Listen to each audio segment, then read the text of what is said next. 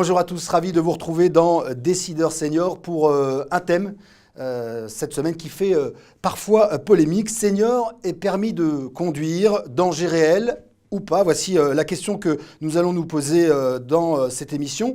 Alors, lors d'un trajet dans sa voiture, il n'est pas rare de se voir pestiférer contre un senior au volant et de se demander pourquoi on lui laisse encore le droit de conduire. Le permis de conduire des seniors peut représenter un véritable danger. C'est ce que pensent certains pays d'Europe qui ont mis en place un examen médical obligatoire à partir de 70 ans. Je pense notamment aux Pays-Bas ou encore à l'Angleterre et à l'Espagne.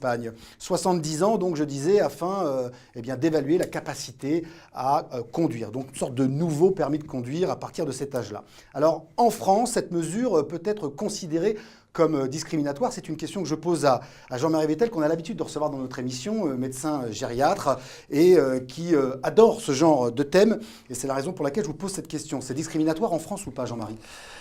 Alors, il y a 8 millions de personnes âgées qui conduisent actuellement en France et on ne voit pas pourquoi les gens âgés auraient une telle vindicte. Un obèse de 40 ans coincé derrière son volant, un épileptique qui ne prend pas ses médicaments ou un alcoolique avec 4 grammes d'alcool au volant me paraissent largement aussi dangereux, sinon beaucoup plus qu'une personne âgée, sachant que souvent quand ils conduisent, ils font quand même beaucoup plus attention. Mais c'est vrai que le vieillissement va influer sur le mode de conduite. D'ailleurs, il est vrai que les chiffres montrent que les personnes âgées ne causent pas plus d'accidents que les trentenaires, les quarantenaires.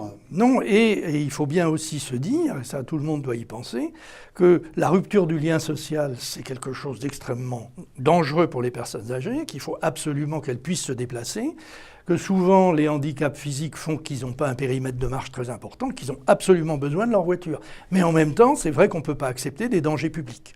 Alors, est-ce que les routes aujourd'hui sont adaptées à la circulation de seniors assez âgés ? Je pense notamment aux panneaux réfléchissants. Quand on est sur l'autoroute, parfois, ça renvoie une certaine lumière quand même. Oui, ça renvoie de la lumière, mais il faut bien se dire que quand on vieillit, tous les gens âgés vont être...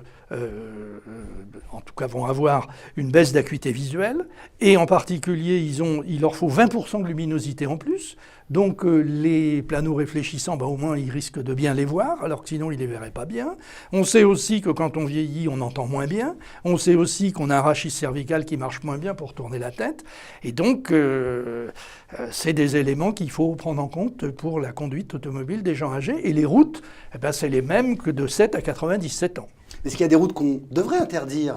Routes étroites, les départementales, des horaires. Depuis mai 68, il est interdit d'interdire. Et donc, on ne peut pas interdire des routes à des personnes âgées. C'est non. Si on est senior et qu'on se pose la question, là, en regardant cette émission, est-ce que j'ai encore toutes mes facultés à conduire ? Quels sont les signes d'alerte ? Alors, il y a les signes d'alerte sur les facultés et les signes d'alerte sur la conduite. Alors, les signes d'alerte, c'est effectivement la baisse d'acuité visuelle, la baisse d'audition, la baisse de rotation du rachis, et surtout, il faut que tous les gens âgés le sachent, c'est la baisse de vitesse des réflexes. Et la baisse également de l'anticipation, c'est-à-dire qu'il y a une partie intellectuelle, et en particulier c'est le problème de la maladie d'Alzheimer, où les gens vont, quand la maladie est débutante, ils ont une baisse d'anticipation, c'est-à-dire qu'ils ne se rendent pas compte de la vitesse du véhicule qui vient en face d'eux, et ils vont tourner à gauche et couper la route, en pensant qu'ils pourraient passer devant. Donc c'est vrai, il y a ces anomalies qui surviennent. Et puis, sur le plan pratique, s'ils ont des accrochages toutes les semaines, très vite, on va se dire qu'il y a un problème. Et c'est un très bon signe d'alerte. Alors à cette question, d'après vous, vous en tant que médecin, les seniors que vous voyez régulièrement, est-ce que, d'après vous, il faudrait pour certains appliquer ou mettre en place une loi pour les obliger au moins à passer une visite médicale ? Alors, disons que ça serait raisonnable. Ça serait raisonnable qu'à partir, je dirais, 70 ans, même peut-être avant d'ailleurs, même 65 ans, ça ne me choquerait pas. Je suis prêt moi-même à passer une visite médicale. Qu'on vérifie que les grandes fonctions visuelles, auditives et intellectuelles et les réflexes sont suffisants pour pouvoir conduire.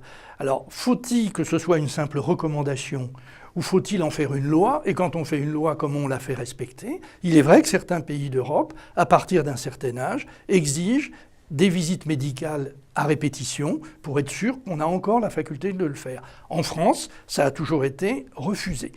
Alors, aujourd'hui, en France, et je reviens sur la maladie d'Alzheimer, personne ne peut interdire à une personne âgée de conduire.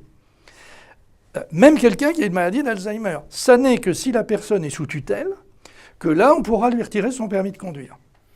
Merci beaucoup Jean-Marie Vettel, merci d'avoir répondu à toutes ces questions sur ce thème qui n'a pas fini de faire évidemment couler de l'encre. Rendez-vous sur notre blog www.bien-vivre-chez-soi.com. Merci à vous tous et rendez-vous dans une prochaine émission. Au revoir.